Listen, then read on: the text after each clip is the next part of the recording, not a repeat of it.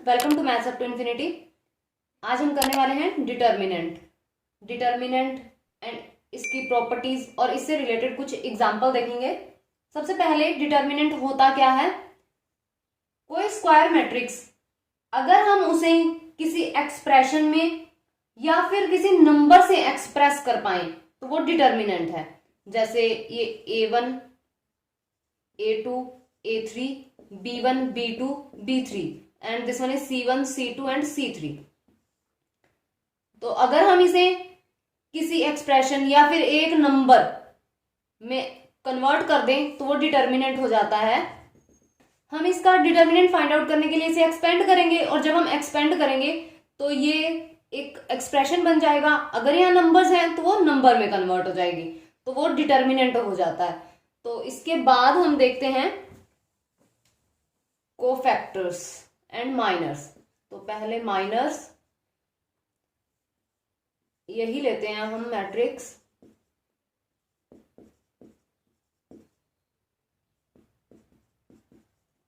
अब हमें माइनर चाहिए। This one is A11 A12 A13 और इसी तरह से ये A21 हो जाएगा 22 23। अगर हमें इसका माइनर चाहिए, माइनर ऑफ A11, इसे डिलीट कर देंगे, इसे डिलीट कर देंगे और ये जो रह जाएगा हमारे पास, ये इसका माइनर हो जाएगा B2 B3 C2 C3। इसी तरह से अगर हमें इसका माइनर चाहिए तो ये डिलीट हो जाएगा और ये डिलीट हो जाएगा और ये दोनों माइनर बन जाएंगे। A12 का माइनर अगर हमें चाहिए तो this one delete and this one, ये बनेगा B1 C1 and B3 C3। इस तरह से माइनर ले लेंगे। और कोफैक्टर, अगर हमें कोफैक्टर फाइंड आउट करना है तो किसी भी एलिमेंट का हम माइनर फाइंड आउट कर सकते हैं इस तरह। और अगर हमें कोफैक्टर फाइंड आउट करना है, एक ही फर्क होता है बस इसमें, ऑफ A11, यहाँ I एंड J कर देते हैं तो -1 power I plus J and minor हो जाता है, माइनर ऑफ AIJ, यानी सिर्फ इससे मल्टीप्लाई हो जाती है। तो कोफैक्टर ऑफ A11 अगर हम देखें तो ये -1 पावर, यहाँ 1 + 1 हो जाएगा मतलब 2 एंड उसके बाद ये माइनर ही लिखा जाता है B2 B3 C2 C3। मतलब इसे डिलीट कर देंगे, इसे डिलीट कर देंगे और इसे मल्टीप्लाई कर देंगे तो ये हो जाता है कोफैक्टर। सिर्फ इसका ही फर्क है माइनर और कोफैक्टर के अंदर कि यहाँ -1 पावर I प्लस J होता है और यहाँ I प्लस J नहीं होता। एक एग्जांपल देख लेते हैं। हमें डिटर्मिनेंट दिया है 1 2 3 4 5 6 7 8 9।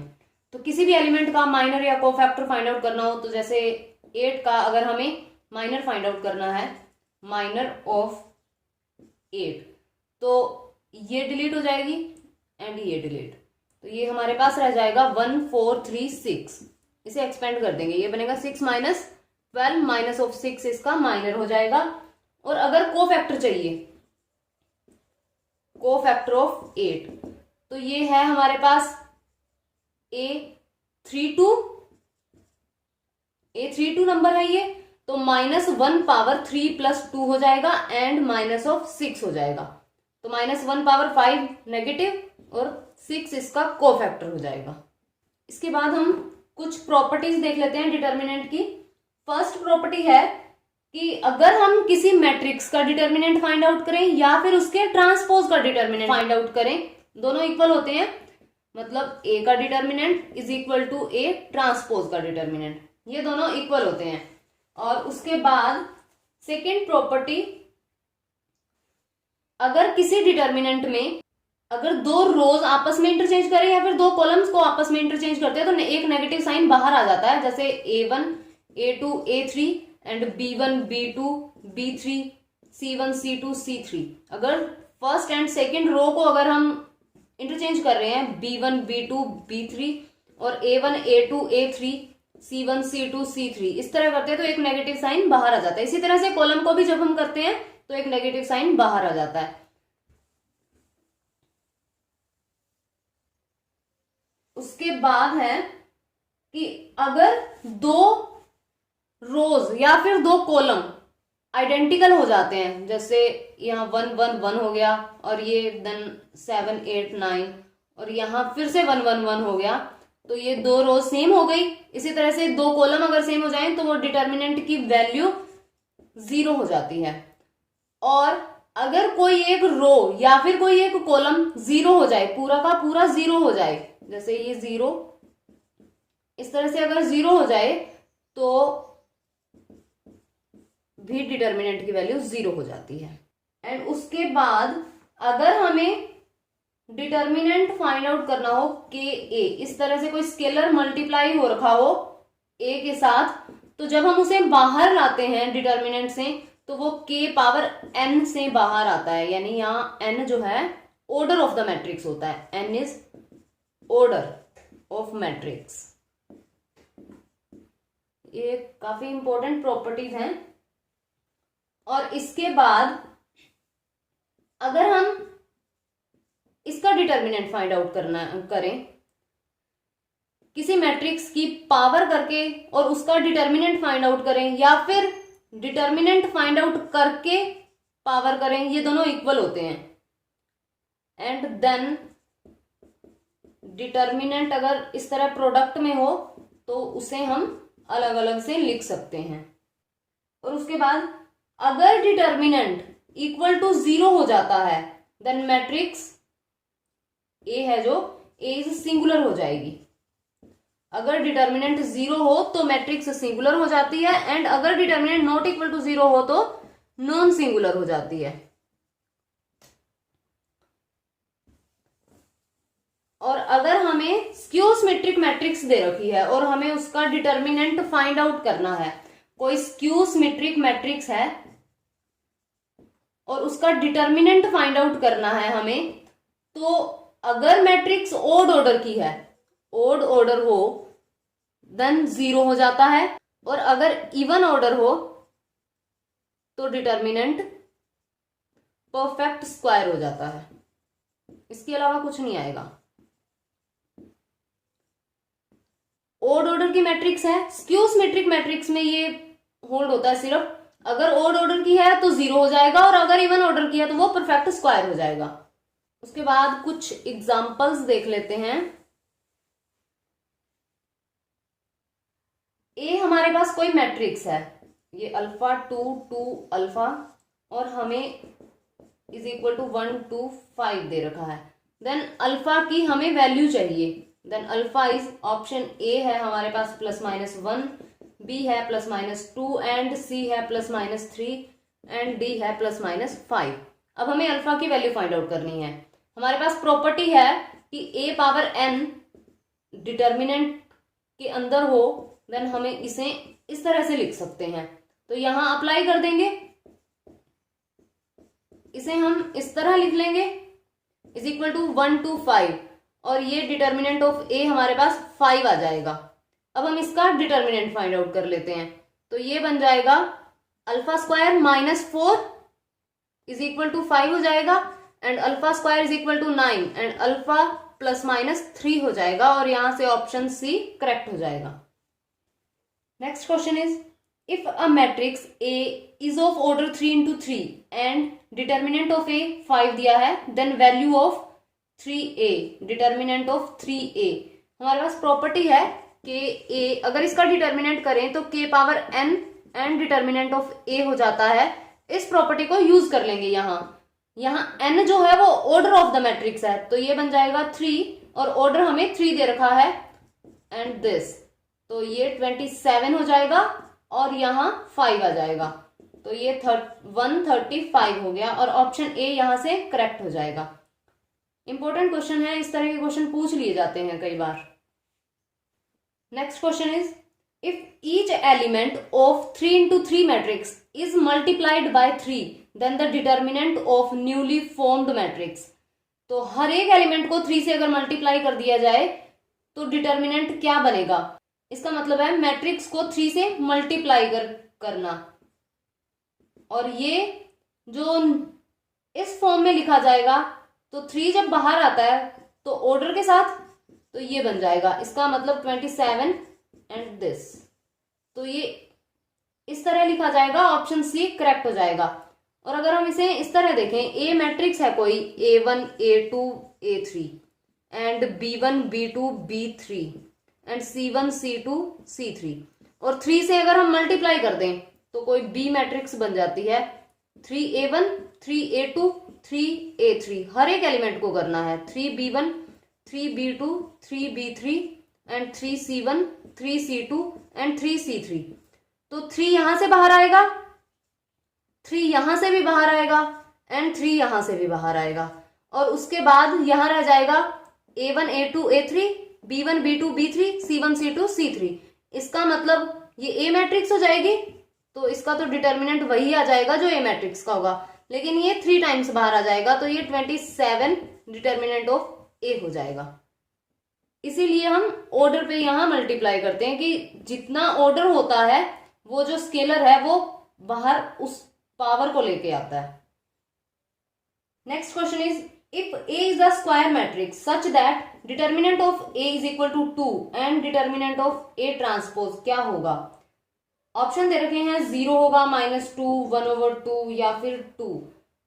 तो हमें पता ही है कि डिटर्मिनेंट चेंज ही नहीं होता, तो अगर इसका 2 है तो ट्रांसपोज का भी क्या हो जाएगा, 2 ही हो जाएगा। जस्ट अगर ये प्रॉपर्टी पता है तो इसमें कुछ ही नहीं था, सेकेंड्स में होने वाला क्वेश्चन है। जितने भी हम क्वेश्चन कर रहे हैं यहाँ वो किसी न किसी एग्जाम में आ चुके हैं, तो क्वेश्चंस बहुत इंपॉर्टेंट हैं ये। Next question is, if A is a square matrix such that A square is equal to A है, तो डिटर्मिनेंट ऑफ A बताना है कि 0 और 1 होगा, -2 2 होगा, -3 और 3 होगा, या फिर इनमें से कोई नहीं। तो अगर हम दोनों तरफ डिटर्मिनेंट लेंगे तो ये बन जाएगा इस तरह से, और हमें पता है कि डिटर्मिनेंट इस तरह से हो जाता है ओपन, तो यहां हम इज इक्वल टू ये बना देंगे। अब दोनों को एक तरफ करेंगे तो ये 0 हो जाएगा और डिटर्मिनेंट ऑफ ए कॉमन हो जाएगा यहां से, तो determinant of A -1 is equal to 0। अब यहां से या तो determinant of A is equal to 0 होगा या फिर ये फैक्टर 0 हो जाएगा, और जब ये फैक्टर 0 होगा तो determinant of A is equal to 1 हो जाएगा। तो अगर A square is equal to A है, देन डिटर्मिनेंट ऑफ A या तो 0 होगा या फिर 1 होगा। यहां से ऑप्शन A करेक्ट हो जाएगा। इसके बाद हम ये क्वेश्चंस देख लेते हैं। इस तरह के क्वेश्चन भी काफी पूछे जाते हैं और टाइम कंज्यूमिंग भी होते हैं, लेकिन हम इसे जल्दी से जल्दी करने की कोशिश करेंगे। और ऑप्शन ABC, ए ऑप्शन ले लेते हैं, एंड बी ऑप्शन है A square B square C square, C option 0 and D none.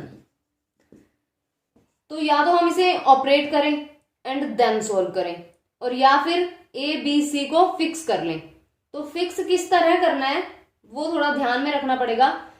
अगर हम यहाँ A को 0, B को कुछ भी और C को भी कुछ भी ले लेते हैं अपनी मर्जी से, तो ये डिटर्मिनेंट तो सोल्व हो जाएगा, लेकिन उसके बाद हमें ऑप्शन से पता नहीं चलेगा, क्योंकि A 0 होगा तो ये ऑप्शन भी 0 हो जाएगा, ये ऑप्शन भी 0 हो जाएगा, और एक ऑप्शन 0 दे भी रखा है।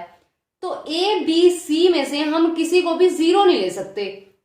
इसके बाद अगर हमने 0 ले लिया तो फिर ऑप्शन से क्लैरिफाई हो नहीं पाएगा कि कौन सा ऑप्शन करेक्ट है। तो A B C को 0 नहीं लेना है, 0 के अलावा कुछ भी फिक्स कर सकते हैं। अगर हम A इज इक्वल टू 1 ले लें, B is equal to 2 and C is equal to 3 ले लें, तो ये जो डिटर्मिनेंट दे रखा है ये बन जाएगा 1 1 1, एंड यहां 1 2 3, और यहां बनेगा -5 एंड 1 एंड 7। तो अब हम इसे एक्सपेंड कर देते हैं, ये बनेगा 1, और यहाँ 14 -3 हो जाएगा, -1, एंड यहाँ हो जाएगा 7 -1, और यहां बनेगा ये -5 3 -2। तो यहाँ 11 -6 -5, ये 0 हो गया। अब हम ऑप्शन से चेक कर लेते हैं। ऑप्शन ए में रखेंगे जब हम, तो ये तो 0 बनेगा नहीं, ये भी 0 नहीं बनेगा, और ये 0 है। तो यहाँ से ऑप्शन सी करेक्ट हो जाएगा। और अगर हम यहाँ ए बी सी में किसी को भी 0 लेते तो ये भी 0 हो जाता, ये भी 0 हो जाता और ये भी 0 था ही, तो पता नहीं चल पाता कि कौन सा ऑप्शन करेक्ट होगा। इसलिए थोड़ा फिक्स जो करना है वो थोड़ा ध्यान से करना है, ताकि हम ऑप्शन बता पाए कि कौन सा करेक्ट है कौन सा नहीं है। इसी तरह का एक और एग्जांपल देख लेते हैं।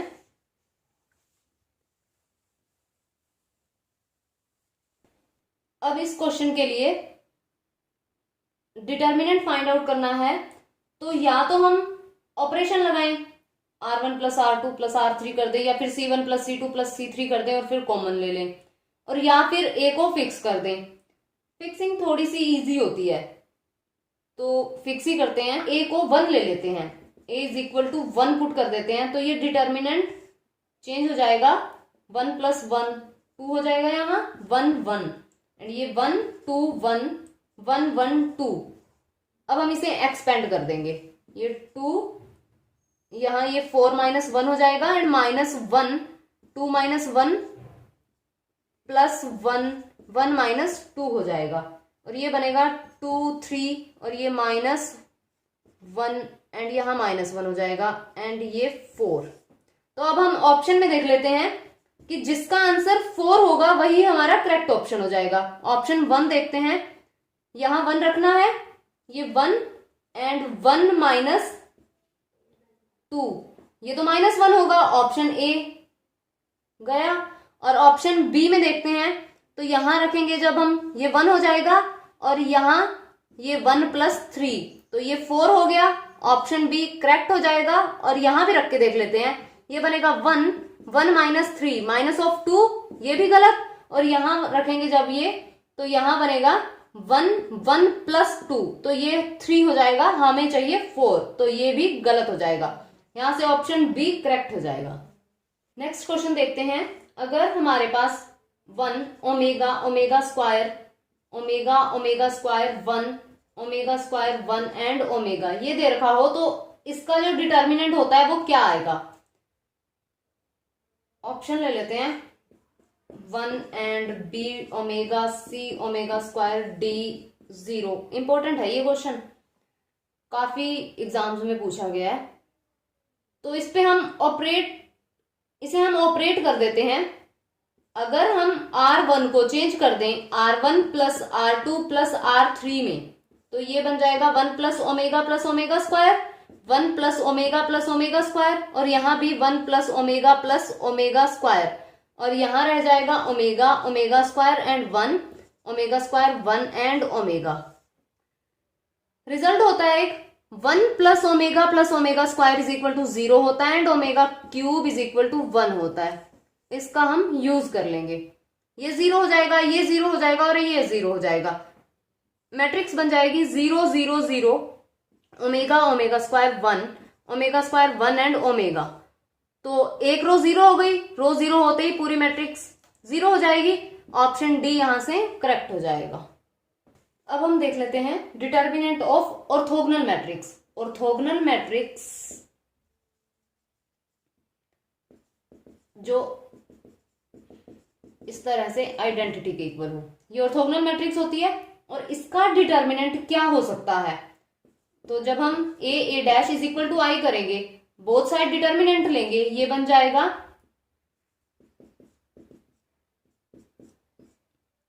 अब यूनिट मैट्रिक्स है, उसका डिटर्मिनेंट तो 1 ही होगा, और यहां ये अलग अलग हो जाएगा,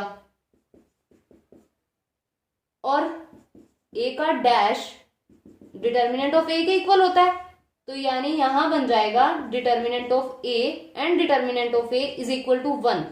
यहां से determinant of A square is equal to 1 हो जाएगा एंड डिटर्मिनेंट ऑफ ए क्या बनेगा, प्लस माइनस 1। तो अगर मैट्रिक्स ऑर्थोगोनल है तो उसका डिटर्मिनेंट या तो 1 होगा या फिर -1 होगा, इसके अलावा नहीं हो सकता कुछ भी। तो ये थोड़ा पता होना चाहिए कि determinant of orthogonal matrix is plus minus 1। और ऑर्थोगोनल मैट्रिक्स जो होती है A dash is equal to I, तो अगर हम यहाँ ए इनवर्स से प्री मल्टीप्लाई करते हैं तो ये हो जाएगा A dash is equal to A inverse. तो जो ऑर्थोगोनल मैट्रिक्स का ट्रांसपोज होता है वही उस मैट्रिक्स का इनवर्स भी होता है। तो ये एक रिजल्ट है कि ट्रांसपोज और इनवर्स ऑर्थोगोनल मैट्रिक्स के इक्वल होते हैं। ये पता होना चाहिए, डायरेक्ट पूछ सकते हैं। इसके बाद हम देखते हैं area of triangle. Determinant method से ट्रायंगल का एरिया किस तरह से फाइंड आउट करते हैं। अगर हमारे पास ये कोई ट्रायंगल है x1 y1, ये x2 y2 है and this one is x3 y3, vertices दे रखे हैं, तो एरिया ऑफ ट्रायंगल क्या होता है, हाफ, यहाँ x1 y1 1, x2 y2 1, x3 y3 1, ये एरिया ऑफ ट्रायंगल होता है अगर हमें वर्टिसेस गिवन है तो। और अगर ये एरिया 0 हो जाए तो ये जो पॉइंट्स हैं ये कोलिनियर हो जाते हैं।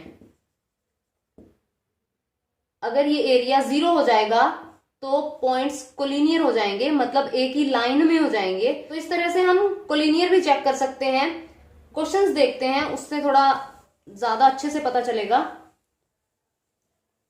अगर एरिया फाइंड आउट करना है, हमें वर्टिसेस गिवन है और एरिया फाइंड आउट करना है, और वर्टिसेस हैं हमारे पास 1 -1 एंड 2 4 एंड -3 5। अगर इस तरह से वर्टिसेस दे रखे हैं और हमें एरिया फाइंड आउट करना है, तो ये x1 y1 हो गया, x2 y2 हो गया, x3 y3 हो गया। तो ये हो जाएगा 1 -1 1, 2 4 1, -3 5 एंड 1, आगे हाफ। तो ये बन जाएगा हमारे पास ये 4 -5, ये हाफ तो पूरे के साथ ही है, तो ये +1 हो जाएगा, ये 2 + 3 + 1 एंड 10 + 12 हो जाएगा। और जब हम इसे सॉल्व करेंगे ये बनेगा हाफ -1 प्लस ये 5 हो जाएगा एंड ये 22 हो जाएगा। और यहां से ये 13 स्क्वायर यूनिट्स ट्राइंगल का एरिया आ जाएगा। इस तरह से हम एरिया फाइंड आउट कर सकते हैं डिटर्मिनेंट मेथड से। और कोलिनियर अगर चेक करना हो, एरिया जब 0 होता है तो कोलिनियर हो जाते हैं पॉइंट्स। तो इसका मतलब y2 1, x3 y3 1। तो अगर एरिया 0 हो जाएगा तो कोलिनियर हो जाएंगे। फिर ये हाफ भी खत्म, यहां से बनेगा x1 y1 1, x2 y2 1, x3 y3 ये 1 = 0 हो जाएगा। तो अगर हमें पॉइंट्स कोलिनियर दे रखे हों तो वो जो ये डिटर्मिनेंट है वो 0 आ जाएगा उनका। अगर पॉइंट्स दे रखे हैं और हमें चेक करना है कि वो कोलिनियर है या नहीं, तो डिटर्मिनेंट उनका 0 आ जाएगा।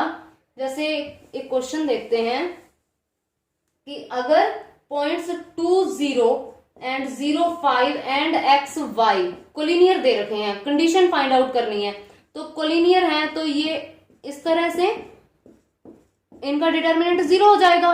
एक्सपेंड कर देंगे, कंडीशन आ जाएगी, तो इस तरह ये बन जाएगा 5 - y एंड ये तो 0 ही है +1, और यहां से ये बनेगा -5x = 0, 10 - 2y -5x = 0। ये हमारे पास कंडीशन आ गई अगर ये पॉइंट्स कोलिनियर हैं तो। Next question is if the points 2 -3 λ -1 and 0 4 are collinear, find the value of lambda. तो अगर ये कोलिनियर हैं तो 0 4 1 = 0 हो जाएगा। सोल्व कर देंगे और लैम्डा की वैल्यू आ जाएगी। इसे एक्सपेंड करते हैं, ये बनेगा 2 -1 -4 +3, ये बन जाएगा लैम्डा +1, ये 4 लैम्डा = 0। यहां से ये बन जाएगा -10 + 3 lambda + 4 lambda = 0, 7 lambda = 10 and lambda की वैल्यू आ जाएगी 10/7। इस तरह से भी हम वैल्यू फाइंड आउट कर सकते हैं। जरूरी नहीं है कि पॉइंट्स को कोलिनियर चेक करना हो तो वो वेक्टर मेथड से ही करें, इस तरह से भी कोलिनियर चेक कर सकते हैं। नेक्स्ट हम करते हैं एडजॉइंट। तो सबसे पहले 2 × 2 की मैट्रिक्स देखते हैं, एग्जाम्पल से ही डिस्कस करेंगे। ये 1 2 3 -5। एडजॉइंट के लिए सबसे पहले कोफैक्टर फाइंड आउट करने पड़ते हैं, तो हर एक एलिमेंट का कोफैक्टर देख लेते हैं पहले। कोफैक्टर ऑफ A11, A11 का कोफैक्टर -1 पावर 1 + 1 होगा पहले, ये डिलीट एंड ये डिलीट, ये -5 हो जाएगा, ये तो पॉजिटिव हो गया और ये -5 and cofactor of A12 -1 power 1 + 2 हो जाएगा एंड इसका अगर हम चेक कर रहे हैं तो ये खत्म एंड ये खत्म, ये 3 हो जाएगा, -3 कोफैक्टर ऑफ A21, इसके लिए ये बनेगा -1 2 + 1 एंड 2, ये भी नेगेटिव तो ये -2 हो जाएगा एंड कोफैक्टर ऑफ A22 तो -1 पावर 2 + 2 होगा और यहाँ 1 आ जाएगा तो ये पॉजिटिव हो जाएगा और यहाँ हमारे पास 1 होगा। एडजॉइंट कैसे फाइंड आउट करेंगे? Adjoint of A is equal to A11 का कोफैक्टर -5 एंड देन 1 2 का -3 एंड -2 एंड यहाँ 1 और इसका ट्रांसपोज कर देंगे तो ये एडजॉइंट बन जाएगा। ट्रांसपोज मतलब रो कॉलम इंटरचेंज, तो ये बनेगा -5 -3 -2 1, ये एडजॉइंट हो जाएगा इस A मैट्रिक्स का। नेक्स्ट अब हम 3 × 3 मैट्रिक्स का एडजॉइंट देखते हैं। अगर हमारे पास मैट्रिक्स है 1 2 3 2 3 2 3 3 एंड 4, इसका अगर एडजॉइंट फाइंड आउट करना हो 3 × 3 की मैट्रिक्स का एडजॉइंट फाइंड आउट करने के लिए एक शॉर्टकट होता है, हम शॉर्टकट ही यूज करेंगे, या तो कोफैक्टर फाइंड आउट करके उसका ट्रांसपोज करें, अलग अलग से 9 एलिमेंट्स का कोफैक्टर फाइंड आउट करना एंड देन ट्रांसपोज करना, एक तो मेथड है ही, और या फिर हम शॉर्टकट करें तो शॉर्टकट यूज करते हैं। इस मैट्रिक्स को पहले एज इट इज लिख लेंगे 3 3 एंड 4 और उसके बाद first row and second row को अगेन लिखेंगे 1 2 3 2 3 2, फिर ये first column and second column को भी लिख लेंगे तो ये बनेगा 1 2 3 1 2 एंड देन ये लिखेंगे 2 3 3 2 3। अब first row and first column delete हो जाएगा और एडजॉइंट बनेगा एडजॉइंट ऑफ A, ये A मैट्रिक्स ले लेते हैं हम। यहां अगर कॉलम वाइज सोल्व करेंगे तो रो वाइज लिखेंगे, रो वाइज सोल्व करेंगे तो कॉलम वाइज लिखेंगे, क्योंकि ट्रांसपोज करना होता है ना कोफैक्टर्स का, अगर रो वाइज सोल्व किया तो उसे कॉलम वाइज लिखना है।